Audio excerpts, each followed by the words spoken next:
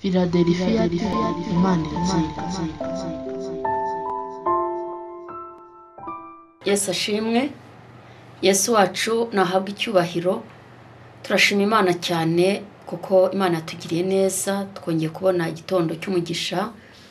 Twabanye n'Imana, turayishimiye rero, tugarutse imbere yayo n'imbere y'abantu bayo. Imana yo mu ijuru ihabwa icyubahiro.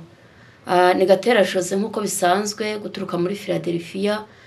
Ndashimira Imana yo mu ijuru, igira neza, tandukanye umucyo n'umwijima. Ni Imana ishobora byose. Rero twabasuhuzaga kugira ngo tubashimire ko mujya mudukurikirana, mutubwira imirimo y'Imana iba yakoze. Imana y'amahoro ibagirire neza. Turabashuhuje mwese abadukurikirana, dusuhuje abakozi b'Imana dukorana, dusuhuje inshuti zacu, inshuti za Kristo mwese. Imana y'amahoro ikomeze kubagirira neza. Turi kumwe rero n'umushumba wacu Pastor Serugendo Dismas. Reka nawe basuhuze. Turabashuhuje mu izina rya Yesu. Imana ibaho umugisha. Imana ibaho umugisha. Reka dutangire dusenga dushimira Imana kubw'uburinzi bwayo. Ntacyo watanze, ntacyo natanze, kuba uri muzima nanjye ndi muzima. Ntago bivuze yuko ntabari kwa muganga kandi nabo tutabarusha gukiranuka cyangwa se abari ahacecekerwa, ariko we nanjye Imana twongera iminsi yo kubaho kugira ngo tuyishimire, tubwire abantu imirimo yayo. Imana rero nihabwa icyubahiro. Mana data wa twese, Mana yo kwiringirwa, Mana y'urukundo, Mana ihoraho, tugushimiye igitondo cyiza utweretse, watandukanije umucyo n'umwijima n'imirimo y'amaboko yawe. Turabigushimiye. Uyu ni umwanya mwiza wo kumva ijambo ryawe. Turasengera imitima yose dukurikirana, imitima y'abantu, hari abarushye, hari abaremerewe, hari abafite umunezero, bafite ibyishimo, ariko yurambuye ikiganza uhaza kwifuza kwa buri wese. Nyemera buri muntu wese akubone, nyemera buri wese ahure nawe. Iki gitondo kitubera igitondo cy'amahoro cy'umugisha, cyo duheje n'imbaraga zaturwanya zikadukiranya, imbaraga zirwanya imitima y'abantu zikabateza kurangara, mwuka mubi ukorera mu kirere, imbaraga z'abakonikoni, imbaraga z'abarozi tuzikubitishije inkota y'Uwiteka. Reka ijambo ry'Imana risohoze ikirizanye, abantu bahe gutuza bumva ijambo. Mu ijambo niho abantu bakirira, niho babonera amasezerano. Mu ijambo ry'Imana niho haboneka amahoro. Mu ijambo ry'Imana niho haboneka icyerekezo. Mu izina rya Yesu Kristo turararika mwuka wera kugira ngo yongere ahishure byinshi kandi yongere yigaragaze, abarwayi bakire, abarushye n'abaremerewe baruhuke. Buri muntu wese akubone, imbaraga z'Imana zigaragare mu ijambo. Urakoze Kristo, tuguhaye ikaze na karibu. Turakuraritse rwose kugira ngo wigaragaze. Icyubahiro kibi cyawe ni mu izina rya Yesu. Amen. Reka tumuhe ikaze ajye kutugizaho ijambo ry'Imana. Turakwakiriye. Imana iguhe umugisha. Murakoze. Mana ishimwe bene data, tunejejwe no kuba mbere yanyu iki gitondo cyiza tuvuga ku bw'inkuru za Yesu Kristo. Tugiye kuganira kubwira ijambo. Muto w'ijambo ryacu riravuga Abisirayeli banga kujya Kanani bagomera ku Mana. Turasoma iri mu gitabo cya Kuva gice cya 14 murongo wa mbere tumanuka hasi. Abisirayeli banga kujya Kanani. Iteraniro ryose ritera hejuru rirataka, abantu iryo joro bararira. Abisirayeli bose bitotombera Mose na Aroni. Iteraniro ryose rirababwira riti, iyaba twaraguye mugiye muri ubu butayu, Uwiteka atujyaniye iki muri icyo gihugu, kugira ngo tuhicirwe n'inkota, abagore bacu n'abana bacu bazaba iminyago. Ikiruta si uko dusubira muri Egiputa. Baravugana bati, twishireho umugaba dusubire muri Egiputa. Maze Mose na Aroni bikubitira hasi bubamye imbere y'iteraniro ry'Abisirayeli ryose ryari riteraniyeho. Yoshua mwene Nuni na Kalebu mwene Yefune bari mubare wabatatse icyo gihugu, bashishimura imyenda yabo, babwira iteraniro ry'Abisirayeli bo ryose bati, igihugu twayiciyemo tugitata ni cyiza cyane, niba Uwiteka atwishimira azatujyana muri icyo gihugu akiduhe, kandi ari igihugu cy'amata n'ubuki. Icyakora nimugomere Uwiteka kandi nimutinye bene icyo gihugu, tuzabarya ng'imitima niba gifite ikibakingiza, kandi Uwiteka ari mu ruhande rwacyo nimubatinye. Iteraniro ryose ritegeka ko babicisha amabuye, maze ubwiza bw'Uwiteka buboneka Abisirayeli bose buri mu ihema ry'ibonaniro. Niziko n'amagambo maremare, ariko ayo magambo niyo tugiye kuganira. Mana idufashe kandi tugirire neza.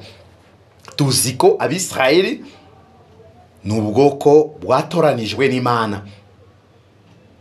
Mana ibakoreramo ishaka kubahindura kuba ishanga rikomeye. N'abantu bagendanaga n'Imana babayeho kubw'amasezerano yabaye hagati ya Aburahamu n'Imana. Ariko hano twasomye ijambo ko banze kujya Kanani bagomera Uwiteka. Nabo kubwabo bari bazi ko turiho kubw'Imana. Imana yari yamaze kubakura mu gihugu cya Egiputa, aho babaye imyaka myinshi bakoresha mirimo y'uburetwa. Kibazo sigaye mbona turasenga Imana, ariko ntago turasobanukirwa Imana icyo ari cyo, imbaraga z'Imana, mikorere y'Imana, bubasha bw'Imana, bushobozi bw'Imana. Iminsi tusigaye tubona ko Imana ni kintu kitashobora, ni umuntu utabona, ni umuntu utumva, ariko turibesha. Satani aradushuka. Mbere yuko dusubira aho twasomye, turumva bageze hagati mu butayu. Mose atoranija abantu 12 mu bwoko 12 y'Abisirayeli. Buri bwoko afataho umuntu umwe. Ati koko tugeze hafi yo kugera mu gihugu twasezeranijwe n'Imana, yadukuye mu gihugu cya Egiputa. Imana iratushaka ko tugerehe mu gihugu cy'isezerano Kanani yasezeranije sogokuruza wacu Aburahamu. Ariko mbere yuko tukigereho tugomba gutuma abantu bitwa abatatsi. Bashaka abantu 12 mu ayo moko 12, baragenda bajya gutata igihugu bagiye kwinjiramo. Ati mugende murebe neza nimba koko icyo gihugu ibyo twabwiwe nicyo cyangwa se ibimenyetso birimo. Abo batatsi baragiye 12. Mu abo bantu 12 arimo abantu 2 bitwa Yoshua na Kalebu. Mu bihe bagiye gutata igihugu, Bibiliya ndago twereka misi bamaze mu gihe bagiye gutata, ariko bagezeyo bakoze iyo mirimo, barazunguruka igihugu cyose, bareba mico y'abanyekyo gihugu buryo bateye, bareba koko nimba ari igihugu cy'amata n'ubuki, bareba koko nimba ari igihugu cyeramo imbuto nziza. Musi yo kugaruka bako tumaze kukitata twakizungurutse igihugu cyose, reka tusubire tubwire Mose n'iteraniro ry'Abisirayeli ibyo twabonye.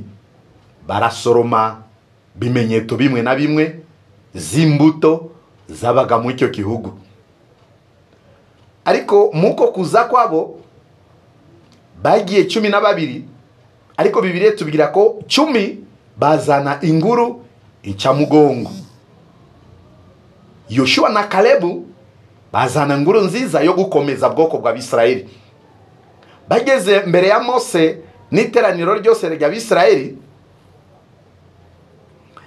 bafite ibyo bimenyetso by'imbuto bazanye, batekerereza Mose bati, twageze mu gihugu wadutumyemo, ni abanyamaboko. Ku bari abantu 12, 10 batangira kubwira Mose, twageze mu icyo gihugu wadutumyemo, ariko tusanze ko n'abanyamaboko, kandi n'imidugudu yabo igoswe n'ingike z'amabuye, kandi ni nini cyane, kandi twabonyemo Abanaki. N'abanyamaboko, midugudu yabo igoswe n'ingike y'amabuye, kandi twabonyemo Abanaki. Ng'abantu batumwe, iyo ntabwo ari yo nguru bagombaga gushira ku mwanya wa mbere.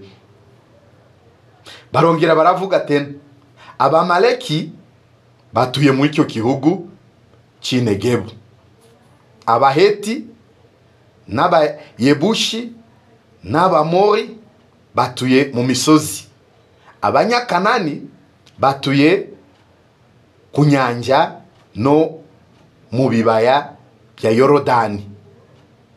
Bababwira ayo magambo, Abanaki bababonyemo ko banyegihugu n'abanyamaboko, kandi mudugudu wabo ugoswe n'ingiki y'amabuye. Babonyemo Abamaleki, Abaheti, mbese bababwira amoko yose babonye buryo batuye ku misozi, ariko Abanyakanani niyo batuye hafi y'inyanja ya Yorodani. Bafite imbuto, bo nyine babonye ibyiza biri mu gihugu, ariko bakangishwa n'abande n'amoko atandukanye babonye mu icyo gihugu. Yesu ashimwe kandi ahabwa icyubahiro. Nize ko mwanya twitwa Abakristo tukuriye cyane kwizera ijambo ryavuzwe mu kanwa k'Uwiteka. Tukuriye cyane kwizera ko Imana itabesha. Nuko twaca mu bibazo, nuko twaca mu bigeragezo, nuko misi yaba myinshi, Imana ni Imana. Ijambo ry'Imana ntabwo rihinduka, bene data. Ntabwo tukuriye gucika indege, kandi turi mu munsi ubuyobozi bw'Uwiteka. Abamaleki bo barabasobanurira. Abamaleki batuye mu icyo gihugu cy'Inegebu, Abaheti n'Abayebushi n'Abamori batuye mu misozi. Abanyakanani batuye ku nyanja no mu bibaya bya Yorodani. Babereka buryo abantu bari batuye. Ati Yoshua na Kalebu bumvise ko bagenzi babo bavuze, batanze inguru itari nziza y'incamugongo. Bibiliya iratubwira iki? Kalebu ahoreza abantu. Kalebu ahoreza abantu kuko bari batangiye kugira ubwoba. Kalebu agurukana n'amagambo yo kubakomeza. Kalebu yagurukana n'amagambo yo kubongera byiringiro. Kalebu yangurukana n'amagambo yo kutagira ubwoba. Ahoreza abantu imbere ya Mose ati, tuzamuke nonaha twahindure, kuko tubasha rwose kubatsinda. Tuzamuke nonaha twahindure, kuko tubasha kuhatsinda cyangwa kubatsinda. Kuki Kalebu yagurukanye n'aya magambo? Kalebu yari yizeye imbaraga z'Imana. Kalebu yari yizeye ko Imana wadukuye mu gihugu cya Egiputa ntago yabura kutuneshereza urugamba, nuko harimo abagabo bakomeye, nuko harimo abagabo barebare, nuko harimo abatuteza ubwoba, ariko dufite Imana. Se wicaro kareba mwanya winjiye mu bibazo, uhesha bibazo buremere, uhesha bibazo agaciro, uhesha umwanzi wawe agaciro, cyangwa tugomba kwizera Imana tukamenya ko imana yacu irakomeye, imana yacu ishobora byose, imana yacu ifite byose, imana ikiza byananiranye, imana itanga igisubizo aho abantu twabuze iki ibisubizo. Yoshua ahagarara nk'intwari, ahohereza abantu imbere ya Mose ati tuzamuke nonaha tudatinze tuhahindure kuko turabasha rwose kubatsinda. Umuntu ufite imana, umuntu ukiranukira imana, umuntu wizera imana, umuntu ukorera imana mu kuri, nuko ahura n'ibibazo, nuko ahura n'ibikuta, nuko ahura n'ibikomeye, agomba guhagarara ku munara wo kwizera. Abantu bakuhagurukiye, abantu bakwifurize bibi, abantu bakubeshere avuga ko uhure n'ibibazo, abantu bakuvuge ibitari byo, hagarara ku munara wo kwizera. Umenye ko imana niwe mucamanza utahabwa ruswa. Imana ni umucamanza utarobanura ku butoni. Imana ntabwo ari umucamanza ubeshwa, amenya byose, ashobora byose, agomba kukurwanira urugamba. Nuko twebwe tuzuye ubwoba, nuko twebwe tutizera. Reka dukomeze n'ijambo ry'Imana bene data. Maze abantu bari bajyanwe nawe baravuga bati ntitwabasha kuzamuka. Bantu 10 bazanye inguru ica mugongo. Yoshua arimo kuvuga tuzamuke nona, bari abantu bajyanwe nabo baravuga ko ntago twabasha kuzamuka ngo turwanye abo bantu kuko baturushiki amaboko. Yoshua mu kwizera ko yabwiraga Abisirayeli tuzamuke nona kuko twabasha kubatsinda. Ariko 10 bazanye nguru zica mugongo ati ndago twazamuka nonaha ngo turwanye abo bantu kuko tutabarusha amaboko. Babarira Abisirayeli inguru yica umugongo y'igihugu batase. Babarira Isirayeli inkuru ica mugongo kuko bavuye mu gihugu nibo batatse. Abisirayeli bose barabemerera bati iki gihugu twanyuzemo tugitata ni gihugu cy'umwirane. Icyo gihugu twanyuzemo tugitata ni gihugu cy'umwirane, ni gihugu cy'umwiryane.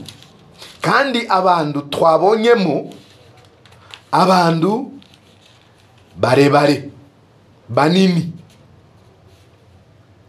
Abanaki bakomotse mu bantu barebare banini. Bongera tena gushyira ikimenyetso cya kabiri mu buryo bwo gukora iki, kutsintege ubwoko bw'Imana. Bo siko bikuye Egiputa, bavuye Egiputa kubw'imbaraga z'Imana. Mana kiyerekezo kyabo ntabwo yari kujya kubicisha mu butayu. Kiyerekezo k'Imana cyari gusohoza yasezerano yavuganye na sogokuruza wabo Aburahamu. Kuko giye kimwe Aburahamu yagiye gutangira Imana igitambo ku musozi, agira ikibazo cyo kutakibereye amaso. Yageze mu masaha nimugoroba ararambirwa arasinzira. Mana nawe razera avuga Aburahamu kuko utabereye amaso gitambo cyanje, urubyaro rwawe ruzajya mu buretwa myaka 430. Ariko nyuma bakoresha mirimo y'uburetwa, nyuma y'iyo myaka nzabakura mu buretwa mbagarure mu iki gihugu cya Kanani nagusezeranije. Ariko woweho uzaba wasanze bande abasogokuruza bawe. Isirayeli batatse bageze mu icyo gihugu cya Egiputa mu nzira zimwe utashaka gusobanukirwa. mugambi w'Imana ntago tugendamo nguko twebwe twishakira. Yaba mu nzira y'ibyiza dukunda, yaba mu nzira z'ingorane, Imana tucishamo mu buryo ashaka. Bamara iyo myaka bakoreshwa mirimo y'uburetwa mu gihugu cya Egiputa, ariko kigiye cyageze Imana igambirira kubakura mu icyo gihugu, kandi tuzi ko Farao yinangiye mu mbaraga z'ikimundu, ntago bagomba kuhava, ariko ku mbaraga z'Imana yaje kwemeza Farao ko ari we Mana, yaje kubarikura, arabirukana banga umuntu birukana, mumvirire mu gihugu, mugende, niyo Mana yanyu yica. Umuhungu yamaze gupfa, Abisirayeli baragenda, ariko bageze hagati bagenda bagaburirwa n'Imana, bagenda babona bimenyetso by'Imana, Imana igenda ikora ibitangaza muri bo ku manywa na nijoro. Ariko bageze hafi Mose atuma abo batatsi 10 bazana inkuru yica umugongo. Yoshua na Kalebu arabemeza, nuko bimeze gutyo, mureke tuzamuke nona kuko twabasha kubatsinda. Barongera tena babwira Israeli abo 10, hashwida ntago twababasha, uko bagaragaza gukomera kwabo bandu, bagaragaza ko ari abantu barebare banini, babona ko Imana bo bagiyemo nugupfa, batangira kwitotomba. Byari kuba byiza Imana yadukuriye iki mu gihugu cya Egiputa, byari kuba byiza yatureka hariya twagombaga kugwa mu maboko ya Farao. Bibagiwe amarira bari bafite mu icyo gihugu, baririra Imana ibakure mu icyo gihugu. Turagora twebwe abana b'abantu. Barongera bagaragaza ibyo ko tutashobora kubasanga abo bantu, nk'abantu bakomeye, biracanga Abisirayeli, biracanga na Mose. Yesu atufashe kandi atugirire neza. Bibamo kavuyo, batangira kushaka ko bitoraniriza undi umuyobozi abasubize mu gihugu cya Egiputa. Barafata ingamba, aho niyo twasomye avuga ko banga kujya i Kanani. Abisirayeli bamaze kugera agati, bamaze misi bagenda, babona bimenyetso by'igihugu Imana yabasezeranije. Yoshua arabemeza koko ni igihugu cy'amata n'ubuki, kandi mureke tuzamuke nonaha kuko tubasha kubatsinda. Uri kumwe n'Imana ntabwo yaneshwa ku rugamba. Umuntu usenga Imana mukuri no mu muka, ntabwo Imana yamukoje isoni bene data. Imana isohoza icyo yavuze. Hano Abisirayeli benshi bari bibagiwe ko mu rugendo bagenda n'urugendo rw'amasezerano. Kuva kwabo muri Egiputa, kerekezo kyabo cyari kuhabwa igihugu cya Kanani. Nuko habayemo abantu barebare banini. Iyo rugamba si urwacu, rugamba rwari kuba rw'Imana, bakagenda bo bakizera ko Mana niyo watuzanye, kandi Mana niyo zatuneshereza kwibuka Egiputa. Oya, imisi kubera ingorane tugenda tuhura nazo, usanga rimwe na rimwe twebwe turibuka Egiputa. Ariko muririmbi yaturirimbiraga gakorasi mu rusengero avuga, Egiputa sinzasubirayo, kandi abariyo Mana ubatabare. Se imisi kuki twebwe turimo kwibuka Egiputa. Ariyo n'abantu bamwe basubiye muri Egiputa, bari abakozi b'Imana, bari bafite inshingano ku murimo, bakomezaga abandi, bari intangarugero ku murimo w'Imana, ariko bacitse intege. Ati masezerano y'Imana iratinda, bamwe basubira inyuma. Abisirayeli banga kujya Kanani, bagomera ku Mana. Yesu atufashe kandi atugirire neza. Iteraniro ryose iryo joro, nyuma y'izi mpaka zose, Yoshua arimo kubereka ko urugamba si urwacu, urugamba n'urw'Imana. abandi 10 nabo bagakomeza kuhagarara ku nguru zica mugongo. Iryo joro iteraniro ryose ritera hejuru rirataka, abantu iryo joro bararira. Bitera hejuru iryo joro, abantu bose bararira. Se ubabajije murizwe niki? Uriyo kwizera Imana, uriyo kuhagarara ku isezerano ry'Imana. Ariko buriya Mana ntago yicisha abantu, ntago ishaka kwemera kutwicisha. Ni twebwe tushaka kwicisha kubera ibyaha byacu, kubera kutumvira Imana. Iyi misi turimo ni misi yo kuba maso, kuko migambi ya Satani ariko kudusubiza muri Egiputa. Migambi ya Satani ariko kudukura mu gukiranukira Imana. Migambi ya Satani nuko yifuza abakiranutsi batagenda nk'uko Imana ishaka. Bararira iryo joro, iteraniro ryose ry'Abisirayeli barataka. Ati byari kuba byiza twapfira mu maboko ya Farao, byari kukugiwa tuzaniye mu butayu we Mose na Aroni, mutuzaniye mu butayu mushaka kutwicisha na abagore bacu n'abana bacu. Abisirayeli bose bitotombera Mose na Aroni, iteraniro ryose rirababwira riti haleluya, iyaba twaraguye mugiye muri ubutayu, Uwiteka atuzaniye iki muri iki gihugu kugira ngo twicirwe n'inkota? Abagore bacu n'abana bacu bazaba iminyago. Ikiruta suko dusubira muri Egiputa. Umva bitekerezo by'abanyamasezerano, kandi bari bamaze misi bagendana n'Imana, ibagaburira impano ku manywa na nijoro, ibarwanirira biri imbere yabo, ihagaze n'imbere yabo, yagendanaga nabo ku mano ikahagarara mbere yabo ngingingi y'igicu, nijoro ikahagarara mbere yabo ngingingi y'umuriro. Ariko bageze hagati batinishwa, bakangishwa n'inguru yo abatatsi bazanye bavuye kutata gihugu. Ariko akabamo umuntu umwe, Yoshua, umuntu umwe w'Imana, abereka ko sibyo.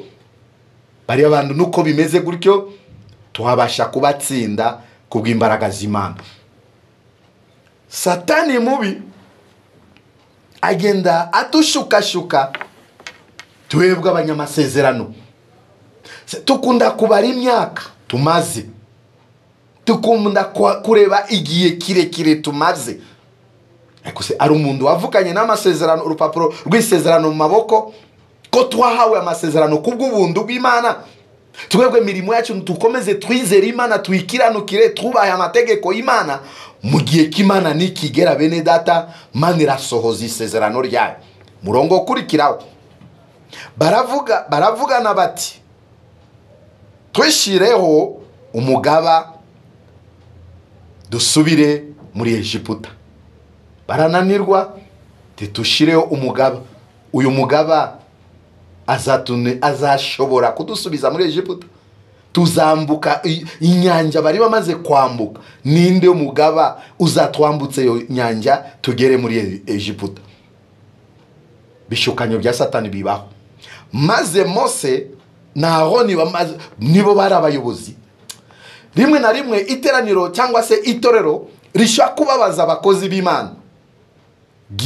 Rishaka kubabaza gute?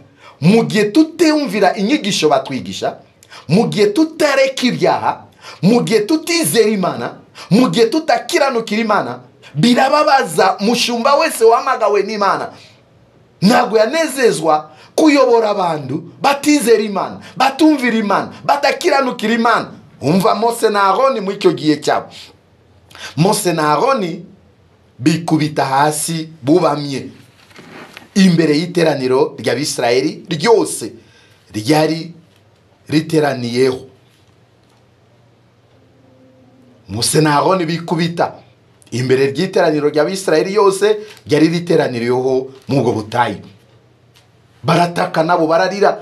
se kuko aba bantu mbese bababajwe nuko abisirayeli batizeye batibuka mirimo myiza Mana yagiye tukorera kuva tuva kwa Farawo tugeze hafi yo kugera mu gihugu yatusezeranije. Niyo mutangiye tena kuvuga ko mwitoranirize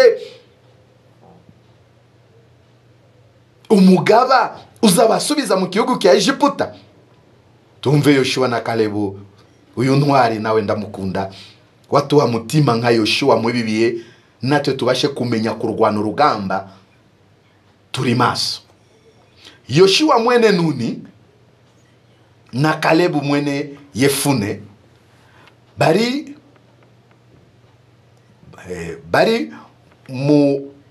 mubare batatse ico gihugu. Yoshua na Kalebu nabo bari mu bantu batatse igihugu cya Kanani. 10 twavuze bazanye inguru ica mugongo. Yoshua na Kalebu no babiri bakoriki nabo bashishimura imyenda yabo, nabo barababara nguko Mose na Haruni bababaye. Bashishimura imyenda yabo babwira iteraniro ry'Abisirayeli ryose riti, igihugu twayiciyemo tugitata. Bene data, kihugu ni cyiza, kihugu ni cyiza. Mana ndagwibesha, ibyo yakubwiye, ibyo yagusezeranije azabikora kandi bizakubera ibyiza. Wizere, uhagarare ku munara, utuze urindire gihe k'Imana.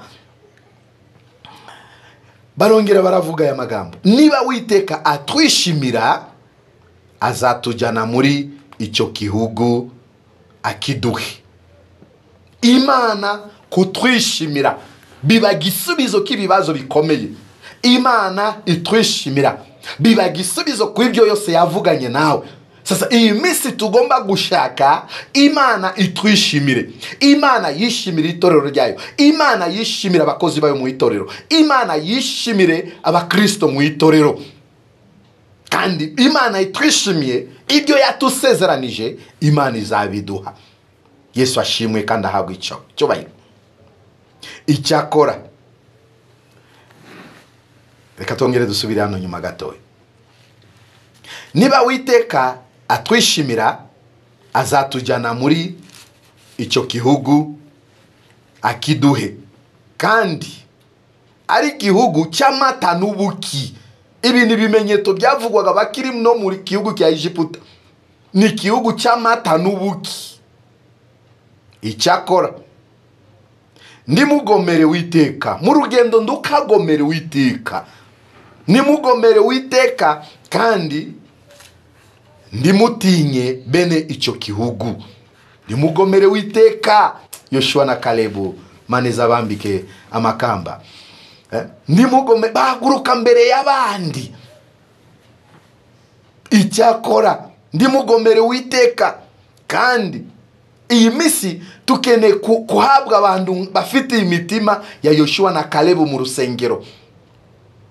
Ubona mirimo y'Imana tusige tuyikora kavuyo, nta kwizera. Imanza ni nyinshi, rusaku rwinshi, kandi umuntu uri muri rugendo ntabwo akwiye kusakuza.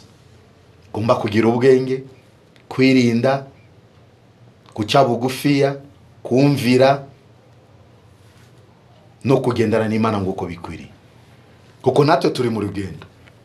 Icyakora ndimugomere Uwiteka kandi ndutinye bene icyo gihugu. Tuzabarya, oh haleluya, tuzabarya. Umuntu ufite Imana, Imana iri ku ruhande rwacyo, tuzabarya ng'imitsima ndiba gifite ikibakingiza. Tuzabarya ng'imitsima ndiba gifite ikibakingiza, kuko turi kumwe n'Imana kandi Uwiteka ari mu ruhande rwacyo. Nimubatinye. Kigiye cyose uzi ko Imana ari ku ruhande rwawe, ntago watinya mwanzi wawe, ntago watinya kigeragezo, kuko Imana iri ku ruhande rw'umuntu. Mana ni kurwanira urugamba si wowe. Iteraniro ryose ritegeka ko babicisha iki amabuye. mbese yari iteraniro satani yari yamaze kuyinjiramo ku mitima yabo, batakishaka kwizera amagambo y'Imana. Ngibi biye turimo abakristo batakishaka kumva inyigisho z'abakozi b'Imana, ishurirwa ry'Imana, mugambi w'Imana, ibi biye by'imberuka. Niki Yesu adushakaho? Tugomba kwifata gute? Tugomba kuhagarara gute? Manifite byose bene data, iteraniro ry'Abisirayeli bose ryose ritegeka ko babicisha amabuye, maze ubwiza bw'Imana bubonekera Abisirayeli bose buri mu ihema ry'ibonaniro. Yesu adufashe kandi atugire neza. Ndacyana kimwe ababene data Yoshua na Kalebu bakoze muko gusobanurira Abisirayeli, babereka ko kihugu ni cyacu kuko twasezeranijwe n'Imana. Mana itwishimiye twabarya nguko abantu barya umutsima, ariko banga kumvira, bararakara, bategeka ko Yoshua na Kalebu bagomba kwicishwa amabuye. Bo mitima yabo nuko bakwitoraniriza umugaba akabasubiza mu gihugu cya Egiputa. Hari igihe umuntu ageraho bikomeye, ariko ijambo ry'Imana rirahumuriza. Hari umuntu ageraho yananiwe, ariko ijambo ry'Imana ritongerera imbaraga. Niyo mpamvu ugomba no gusoma ijambo mu imisi, ugomba no kumva ubutumwa bwiza bwa Kristo mu imisi. Mu gihe bategetse ko bagomba kubicisha amabuye, Bibiliya iravuga ko bwiza bw'Imana buramanuka hagati y'Abisirayeli bose muri hema ry'ibonaniro. Bwiza bw'Imana burabagota. Nize ko bagize ubwoba mu gihe bashaka kwicisha Yoshua na Kalebu amabuye, bagira ubwoba, barasakuza, turapfuye, birarangiye, ye. Gahunda yo kubicisha amabuye ntago byongeye kubaho. Yesu atufashe kandi atugire neza. Turabanya amasezerano, mureke tube maso, dukorera Imana, dukiranukira Imana. Imisi usanga buhamya bw'abantu benshi b'abanyamasezerano barateshutse. Nago bandu bakifata, abantu bafite amasezerano nago bakigenda nguko munyamasezerano agomba kugenda. Kwizera Imana twaracogoye, amashari yuzuye ku bandu. Nta muntu ugikomeza mugenzi we, nta muntu ukishaka inama y'abakozi b'Imana. Se tuzanesha gute? Tuzagera Kanani gute? Yesu nagaruka akadusanga turi mu bitagira umumaro, tuzabona ubugingo. Tureke kwanza by'imigisha y'isi. Yesu agarutse akadusanga turi mu bintu bitahesha Imana agaciro, tuzabona ubugingo. Witekerezeho, nanjye nitekerezeho, kuko tugeze mu bihe bya nyuma. Ubona abanga batufate urugero, Kanani cyari igihugu cyabo cy'isezerano, cyari igihugu cy'amata n'ubuki, cyari igihugu cy'ibyiza Imana yabasezeranije. Nace dufite igihugu cyacu Yesu yatusezeranije. Ndagiye ariko nzagaruka kubajyana, aho nzaba niyo namwe muzaba. Se turicara tugatekereza ko tuza Yesu nagaruka azatusanga twiteguye. Yesu nagaruka tuzumva ijwi ry'impanda. Yesu nagaruka tuzagendana nawe. Kibazo niwe ukuriye kwibaza, nanjye ngomba kwibaza, tukisuzuma mu bibiye. Suko Imana yananiwe kugukiza uburwayi ufite, suko Imana yananiwe kukemura ibibazo ufite, suko Imana yananiwe kugusoreza isezerano. Birashoboka ibyaha byacu byatudindiza, birashoboka isaha Imana ntabwo yaragera, ariko mu gihe isaha Imana itaragera ugomba gukora iki? Gutuza, ukarindira, ukiranukira Imana. Kuko Imana ntago ari umubeshi. Imana yacu irashoboye, Imana yacu igirira neza. Niyo mpamvu ijambo nziza twabazaniye iki gitondo, mureke tena tuhagarare ku munara w'Imana nguko bikwiriye. Mureke tena tugarukira Imana nguko bikwiriye. Mureke tena tusenga Imana nguko bikwiriye. Abavuye mu bushake bw'Imana mugaruke mu bushake bw'Imana. Abakoreraga Imana bavuye ku murimo mwongere mugarukire murimo w'Imana. Abakristo musengera abashumba, abashumba bababwirize butumwa bwiza, kuko mwanzi wacu numwe niwe Satani. Twese araturwanya, atashaka ko tuzabona iki? Ubugingo buhoraho. Numva tuhagarukira hano. Murakoze kututega amatwi. Imana ibaho umugisha, ariko wizeye ko Imana ntago yakubeshe mu masezerano. Isa Imana nigera, Imana izabikora. Muhabwe umugisha n'Imana, kandi Yesu bagirire neza, munsi azagaruka azadusange turi maso. Murakoze. Mukozi w'Imana, Imana imuha umugisha kubw'ijambo ryiza twumvise. Ariko Bibiliya yavuze ngo icyakora ntimugomere Uwiteka. Mureke tube maso. Masezerano Imana idusezeranya arahari. Iyadusezeranije niyo kwizerwa. Yabanye n'Abisirayeli ibakura mu maboko ya Farawo. Uyu munsi hari aho yagukura. Uyu munsi hari icyo yakora. Imana irahari. Nuyizera birakubera uko wizeye. Imana irahari. Ingana nuko uyishaka. Ikingura ikurikije uko wakomanze. Ikwitaba ikurikije uko wahamagaye. Hamagara hari uwakumva. Ingana nuko uyishaka ku buzima bwawe. Imana irahari. Iyiyeretse Abisirayeli n'uyu munsi irakwiyereka. Imana yiteguye kubana nawe. Iki ni igihe cyawe, si igihe cya Mose na Yoshua. Ni igihe cyawe. Ni igihe cyawe mu Kristo mwene data. Ni igihe cyawe cyo guhura n'Imana, cyo guhabwa amasezerano. Tugiye kubasengera. Ndumva nifuza yuko ushyira umutima wawe ukawubohoka, ukawufungurira Imana. Ukayemerera ikakuyobora muri iki gihe, ikakuyobora muri iyi minsi turimo. Imana ikakubera byose, ikakubera urumuri. Ukeneye guhura n'Imana, ukeneye kugirirwa neza nayo. Imana iragushaka. Yabanye n'Abisirayeli bakura mu maboko ya Farawo, ibambutse inyanja itukura, isenya Yeriko. Ni Imana ishobora byose, twishobora. Ni nako yavuze imaze kubambutsa inyanja itukura. Yarababwiye ngo Mose, twishobora byose, nitwa ndiho. Imana irahari. Uri wenyine mu ijoro, mu gicuku, urwaye, uri kwa muganga byakuyobeye, mureke twizere Imana. Iyadusezeranije niyo kwizerwa. Mukozi w'Imana, Imana imuha umugisha. Tugiye kubasengera. Imana yongere ibongerere kwizera, yongere ibongerere kwizera. Icyo usabwa ni ukwizera Imana, kuko iyo guhamagaye niyo kwizerwa. Izakuberaho isatari, izakuberaho umutware wawe atari, izakuberaho ibyo udashoboye izabigushoboza. Izakubera mu mwanya wa wundi ukeneye ko yabamwo. Imana irihagije, irambuye ikiganza, ihaza kwizera kw'abantu bose. Reka tuyishimire, niyo gushimwa rero. Mureke tuyizere kandi mu by'ukuri tuyihanga amaso. Urakoze Mana. Iri ni ijambo ryawe. Dawidi yavuze ngo nabitse ijambo mu mutima kugira ngo ntacumura ku Uwiteka. Nanjye nsengeye ijambo ryawe mu izina rya Yesu Kristo w'i Nazareti.